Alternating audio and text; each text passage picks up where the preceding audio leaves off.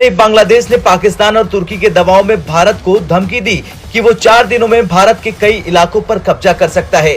बांग्लादेश के इन उकसावे वाले कदमों के जवाब में भारतीय सेना ने अपनी तैयारियों को तेज कर लिया है। और हम देख रहे हैं कि आप समझते हैं कि बांग्लादेश इंडिया के साथ कोई ऐसी लड़ाई कर सकता है या लड़ सकता है? सर देखिए, पाकिस्तान पे उन्होंने वीजा के लिए जो एनओसी मांगा करते थे वो एनओसी की उन्होंने रिलैक्स कर दिया है कि एनओसी नहीं चाहिए पाकिस्तानी आने वाला। मोहम्मद यूनुस अपने बाप की जागीर और अम्मा का जहेज समझ लिया है बांग्लादेश को। मोहम्मद यूनुस पाकिस्तान का एक दलाल है, एक स्लीपर सेल है। कि यूनुस का एजेंडा ही वही था कि वो किसी भी तरीके से पाकिस्तान 2.0 जिहादिस्तान बनाएगा बांग्लादेश को। अगर बांग्लादेश ने अपनी सीमाएं लांघी तो इसका गंभीर परिणाम उसे भुगतना पड़ेगा। भारतीय सेना ने नॉर्थ ईस्ट और पश्चिम बंगाल में अपनी तैनाती मजबूत कर दी है। ड्रोन हमलों और जासूसी गतिविधियों का जवाब देने के लिए इजरायली हेरोन ड्रोन तैनात किए जाए। वो अगर जरा सा ऐसे से ऐसे करेंगे ना, बांग्लादेश हग मुद देगा।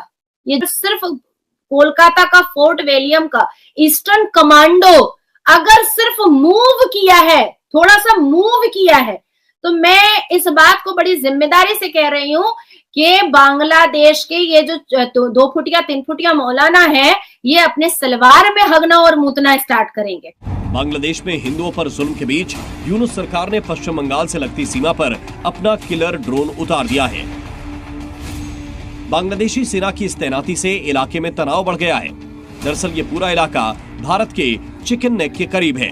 भारत ने इजराइल से मंगाए हेरोन ड्रोन तैनात करने का फैसला किया। ये ड्रोन न केवल निगरानी में माहिर है, बल्कि दुश्मन के ड्रोन और सेना को मिट्टी में मिला सकते हैं। बांग्लादेश को ये समझना होगा कि वो भारतीय सैन्य अड्डों से चारों तरफ से घिरा हुआ है। भारतीय नौसेना में नए साल के मौके पर कई नए रक्षक आ रहे हैं। अगले 30 दिनों में 3 नए युद्धपोत नेवी का हिस्सा बनेंगे और 1 सबमरीन भी कमीशन होगी।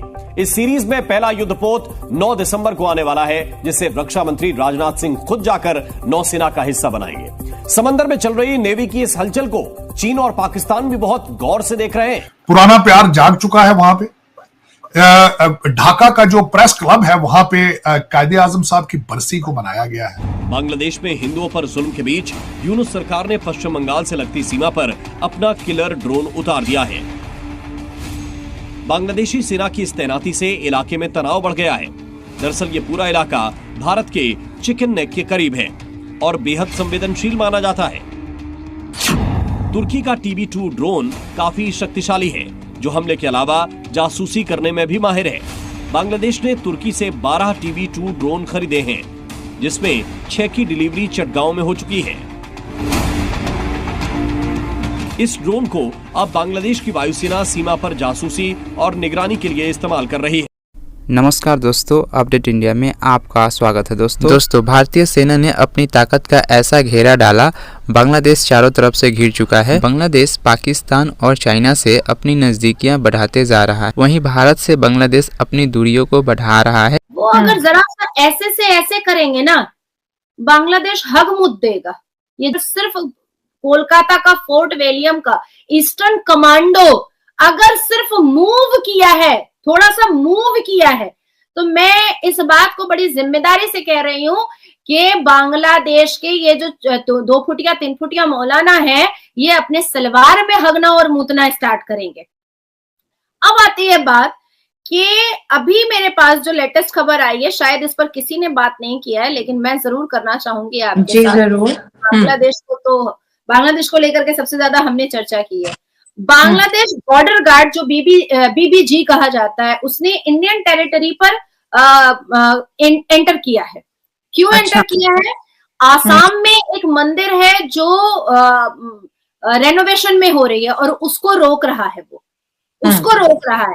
अच्छा हुआ है कि पश्चिम बंगाल में BBG ने एंटर नहीं किया, बांग्लादेश बॉर्डर गार्ड ने, नहीं तो पश्चिम बंगाल को सीधा बांग्लादेश में जोड़ दिया जाता। और पश्चिम बंगाल की जो सरकार है, उसमें जितने भी जिहादी आतंकी नेता हैं, वो तो हंसी हंसी कहते हैं कि तेरा मेरा रिश्ता क्या, ला इलाहा आजा गले, लग जा गले।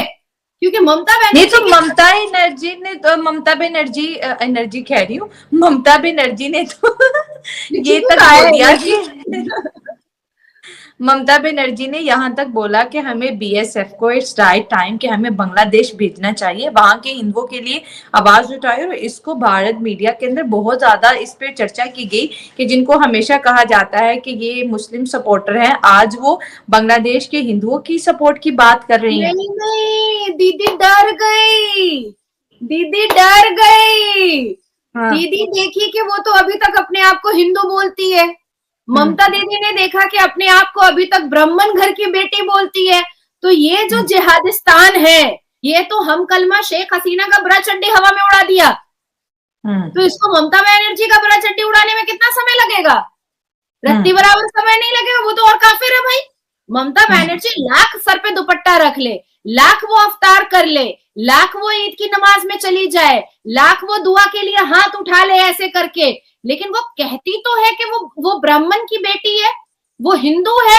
तो ये जो जैशे मोहम्मद है, ये जो हिजबुत तहरीक है, ये जो हिफाजतुल इस्लाम है, ये जो हरकतुल इस्लाम है, ये जो जमाते इस्लामी है, क्या वो ममता बनर्जी ब्राह्मण को, क्या वो अपना मसीहा मानेगा? क्या वो अपना दोस्त मानेगा? कभी नहीं मानेगा। ये जो चिन्मय जो स्वामी जी हैं, महाप्रभु जो है आइस्कॉन टेम्पल के, इन्होंने मुसलमानों की बेटियों की शादी तक कराई, मुसलमानों को नौकरियां तक दिलाई, सैलाब में मुसलमानों के घर जा जा करके उसको खाना भी दिया। उन्होंने आस्तीन में सांप पाला, आस्तीन में सांप पाला, और आज देखिए कि उन्हीं वही चिन्मय प्रभु का गला काटने के लिए वही मुसलमान बांग्लादेश का खड़ा हुआ है।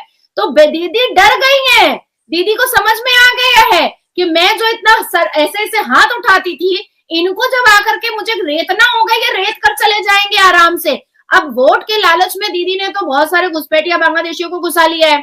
अब वो परेशान हो रही है कि भैया इसमें कहीं जमाते इस्लामी के स्लीपर सेल तो नहीं आ गए, कहीं इसमें हरकतुल इस्लाम के स्लीपर सेल तो नहीं आ गए। अब दीदी के कॉन्फिडेंशियल जितने नेता मंत्री हैं, जैसे फरहाद हकीम है, सिद्दीकुल्लाह चौधरी है, हुमायूं कबीर है, x IPS officer Humayun Kabir है, तो ये जितने, इदरीस अली है, ये जितने हैं, ये बांग्लादेशी माइंडेड ही है। ये जो बीबी जी जो पहुंचा है, बांग्लादेश बॉर्डर गार्ड, सबका पजामा और सलवार खोल खोल करके हेमंता बिस्वा शर्मा मारेगा, बंदर की तरह पिछाड़ लाल कर देगा हेमंता बिस्वा शर्मा। दोस्तों, बांग्लादेश चाहता है कि भारत से सभी संबंधों को ख़त्म किया जाए। हाल ही में बांग्लादेश ने तुर्की से ड्रोन मंगवाया है भारतीय सेना की जासूसी करने के लिए। दोस्तों, बांग्लादेश की तरफ से कई बार भारत के अगेंस्ट भड़काऊ बयानबाजी किया गया पाकिस्तान के दबाव में आकर। बांग्लादेश के जो लोकल लीडर है, उनके द्वारा भारत के अगेंस्ट भड़काऊ बयानबाजी किया गया। उनके द्वारा कहा गया, भारत के कई हिस्सों को कुछ ही दिन में हम लोग कब्जा कर लेंगे। भारतीय सेना अलर्ट मोड पर है। भारतीय सेना ने अपनी तैयारियों को तेज कर दिया है। दोस्तों, भारतीय सेना ने भी इजराइल से मंगाए गए ड्रोन को अपने सीमा के पास तैनात कर दिया है। इजरायली ड्रोन दुश्मन के ड्रोन को हवा में ही खाक कर देगा। बांग्लादेश को समझना चाहिए, बांग्लादेश भारतीय सेना से चारों तरफ से घिरा हुआ है। पाकिस्तान ने भी अपने सैनिकों को बांग्लादेश में भेजना शुरू कर दिया है। बांग्लादेश में पाकिस्तानियों की गतिविधि बढ़ते ही जा रही है। दोस्तों, तुर्की ने भी अपने ड्रोन को बांग्लादेश को दिया है ताकि बांग्लादेश भारत के अगेंस्ट जासूसी कर सके। भारतीय सरकार भी बांग्लादेश के द्वारा ली गई हर डिसीजन, हर गतिविधि के ऊपर नज़रें बनाए हुई है। दोस्तों, आने वाले समय में भारत और बांग्लादेश के बीच संबंध और भी खराब हो सकते हैं। जिस तरह से बांग्लादेश के द्वारा भारत के अगेंस्ट भड़काऊ बयानबाजी किया जा रहा है और भारत के अगेंस्ट डिसीजन लिया जा रहा है। भारतीय सेना नॉर्थ ईस्ट में अलर्ट मोड पर है। दोस्तों, पश्चिम बंगाल में भारत और बांग्लादेश का सीमा लगता है, वहाँ पे भी भारतीय सेना अलर्ट हो चुकी है। जब से शेख हसीना को बांग्लादेश से साजिश के तौर पर हटाया गया है, तब से बांग्लादेश में अल्पसंख्यक और हिंदू लोगों के ऊपर जुल्म बढ़ते ही जा रहे हैं वहाँ के इस्लामिक कट्टरपंथियों के द्वारा।